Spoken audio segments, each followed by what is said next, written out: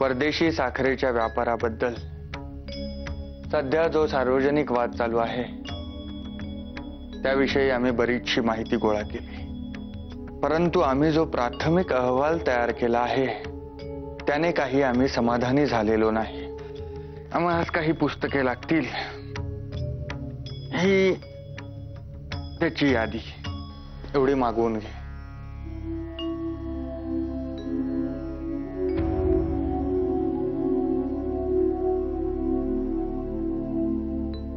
बापरे, ही तर जवळपास 60-70 पुस्तके आहेत। तुम्हाला अहवाल तर लवकरात लवकर तयार करावायचा आहे। मग ही इतकी पुस्तके वाचून कशी होणार? त्यावर मनन चिंतन म्हणजे दिवस रात्र एक करून तुम्ही काम करीत राहणार? त्याला पर्याय नाही गोखले। प्रत्येक गोष्टीच्या मुळाशी जाऊन शहानिशा केल्याशिवाय आणि साऱ्या अर्थांची एकत्र मांडणी केल्याशिवाय फुलप्रूफ अहवाल कसा तयार होणार गोखले?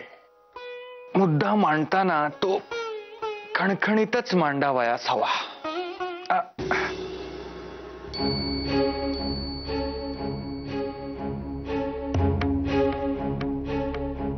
काय होते माधवराव? पायास मुंग्या येत आहेत। बरे, थांबा, मी वहिनी साहेबांना बोलवून आणतो।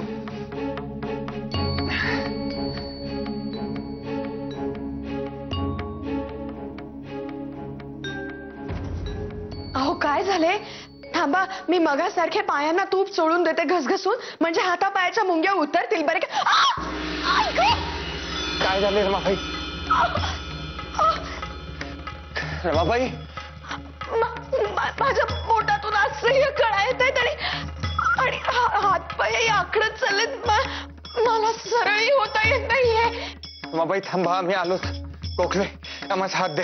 अहो मी ऐक गोखले, जा त्यांच्याकडे पहा। वहिनी साहेब, अहो काय होतं तुम्हाला? बाबाई काय होते आहे? थांबा, आम्ही आलोच। अहो हे पहा, कृपा करून आपण स्वस्थ राहा, उठू नका। मी माई साहेबांना पाठवतो आणि डॉक्टर साहेबांना घेऊन येतो। बाबाई,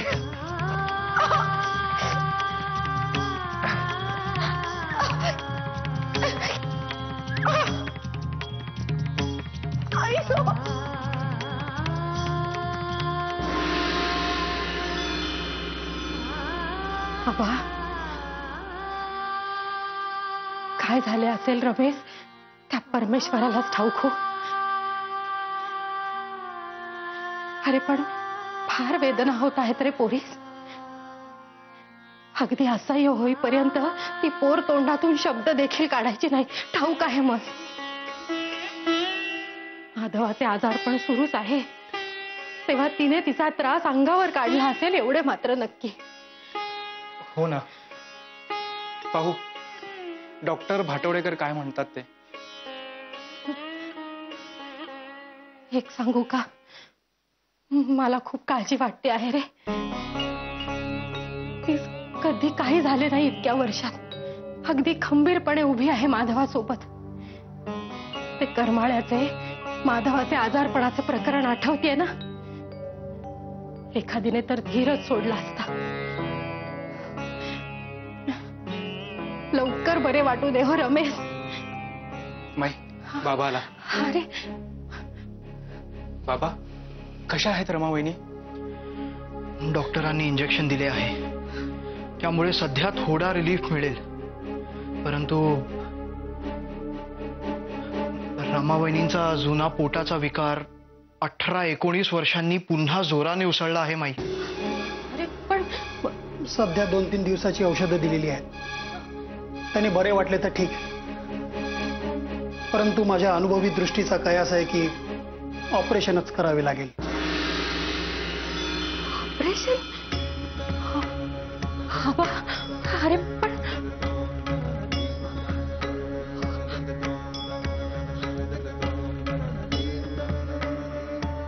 रमाबाईंपाशी निरोप घेण्याची भाषा केली मोठा आव्हान, परंतु त्यांचे आजारपण आमच्याने सोसवत नाहीये। रमांची ताटातूट आम्हास नाही झेपणार. रमाबाई आमच्यापेक्षा खंबीर आहेत. आमच्या जाण्याने त्या कोसळतील, पण अखेर धैर्याने उभ्या राहतील आणि आमची अपूर्ण कामे निश्चित पूर्ण करतील. पण त्यांच्या मागे आम्ही मात्र क्षणभरही जीव धरू शकणार नाही.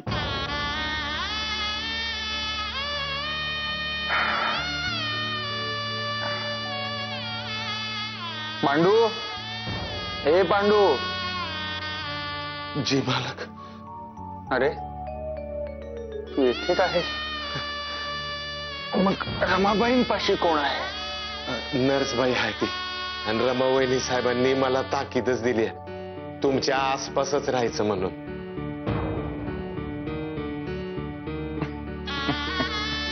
तशाच आहेत त्या. तब्येत कशी आहे त्यांची? सकाळपेक्षा थोडा आराम आहे बघा. पांडू, जी चल आम्हास त्यांच्यापाशी घेऊन चल. खरे तर त्यांची मलूल मुद्रा आणि त्यांच्या वेदना पाहवत नाहीत, पण तरीही चल. चला. ये. हळू. सावकाश. सावकाश.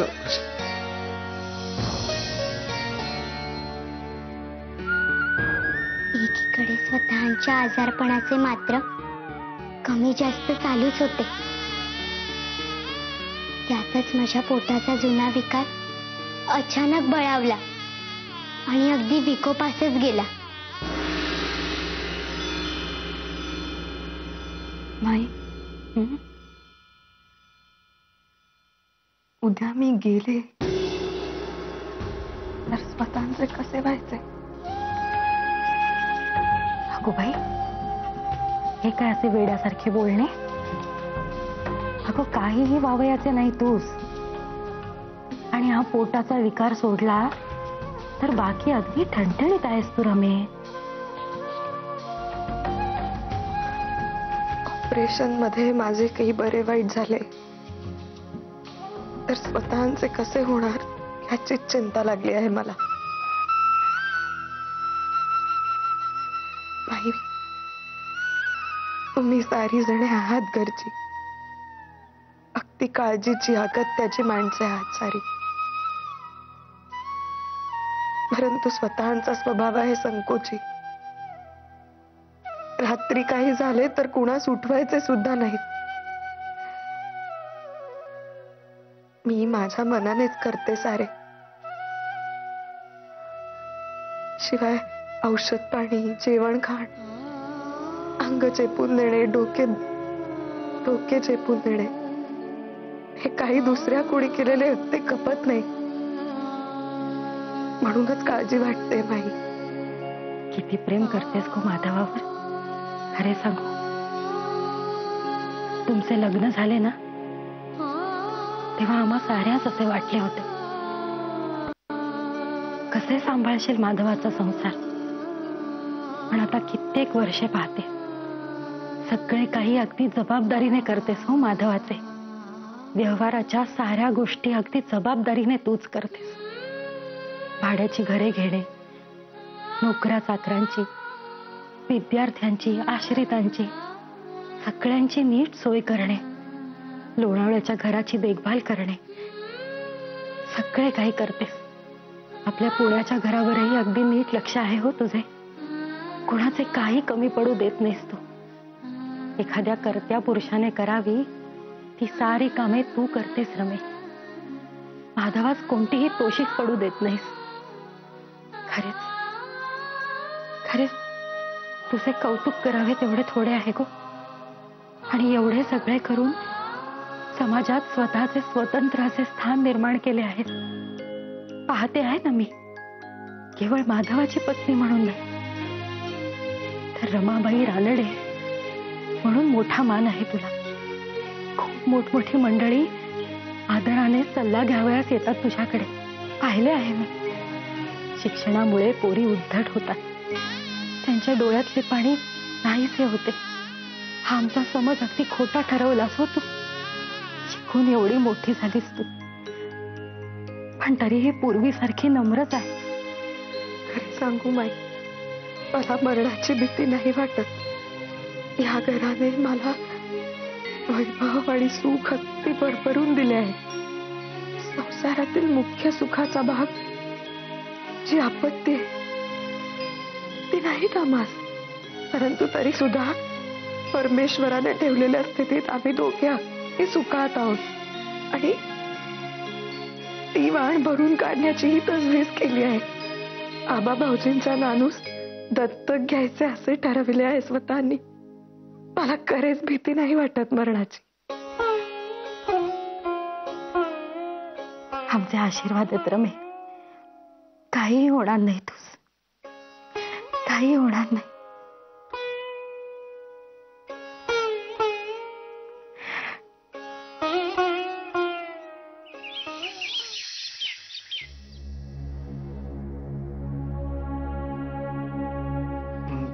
दादा, दादा, डॉक्टरांना बोलावयाचे आहे. हो, I am very sorry doctor. I was completely engrossed in my thoughts. बोला ना. मला सांगायचे आहे की रमाबाई साहेबांच्या बाबतीत ऑपरेशन खेरीज पर्याय नाही. तुम्ही म्हणत असाल तर हे ऑपरेशन आपल्या या घरी आपण करू शकतो. औषधे, सामग्री, सगळी व्यवस्था घरच्या घरी होईल. पण आम्ही असे म्हणत होतो, औषधोपचारांनी शक्य तितके प्रयत्न करून पाहू. ऑपरेशनसाठी काही आमचे मन धजत नाही. त्याशिवाय जितके म्हणून उपाय असतील ते सारे करू.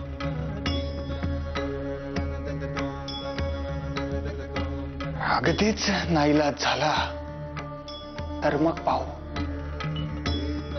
आम्ही जरा आलो.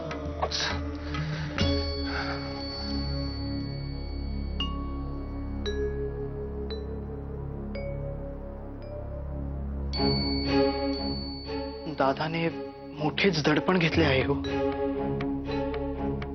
ऑपरेशनच्या वेळी काहीतरी बरे वाईट होईल असेच त्याच्या मनी येते. हो, ते दिसतेच आहे. माणसाच्या बुद्धीला पटले तरी मनाची समजूत घालणे कठीण असते.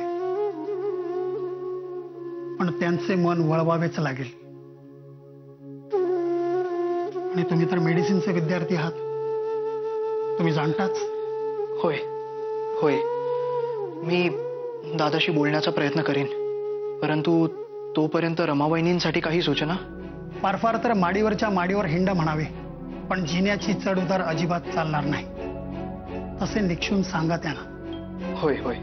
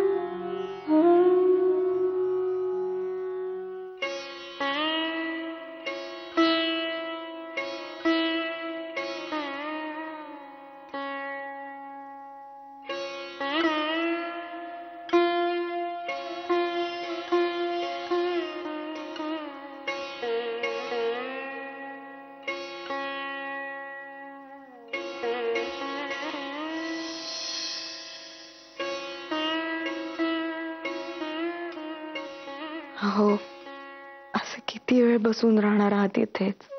रमाबाई, तुम्ही शांत पडा बरे. अजिबात बोलू नका. आहो पण रमाबाई, डोळे मिटा पाहू आधी.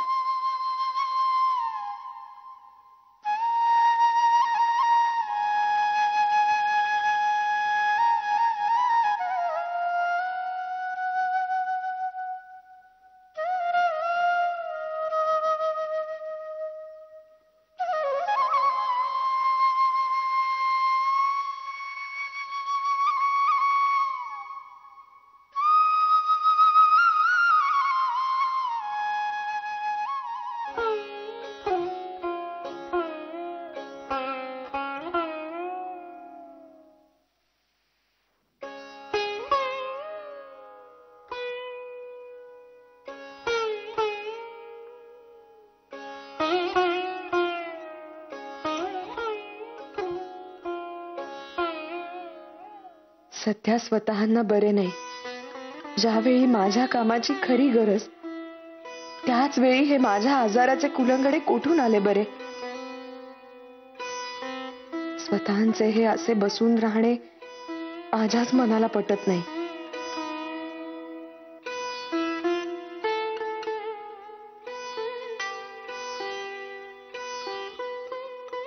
ऐकलेत, आज स्वतःचे रोजचे वाचन झाले नाही आणि टपालात ना उत्तरे लिहिणे देखील झाले नाही. रमाबाई, बोलू नका बरे, शांत पडा.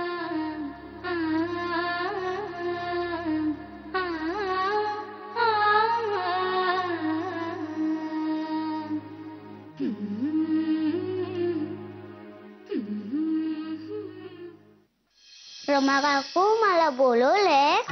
हो, काय करीत होतीस तू? सकून आणू तारा, आम्ही सगळे बाहेर खेळतो आहोत. होय, छान. बरे जरा येथे बैस ना बोलत माझ्याशी, मला बरे वाटेल. रमाबाई, आम्ही इतका वेळ तुमच्या जवळ बसून आहोत ते का उगीच का? आम्हीही तुमच्याशी गोष्टी करू शकलो असतो, परंतु तुम्हास अजिबात श्रम करावयाचे नाही. तुम्ही बोलता कामा नये. तुम्ही सतत विश्रांती घेतली पाहिजे, म्हणून आम्ही येथे बसून राहिलो. तर तुम्ही मुलांना बोलावून गोष्टी करता आहात. शांते, जा बाळा बाहेर खेळावयास. काकूंना आज बरे वाटत नाहीये ना, त्यांना आराम करू दे. बरे.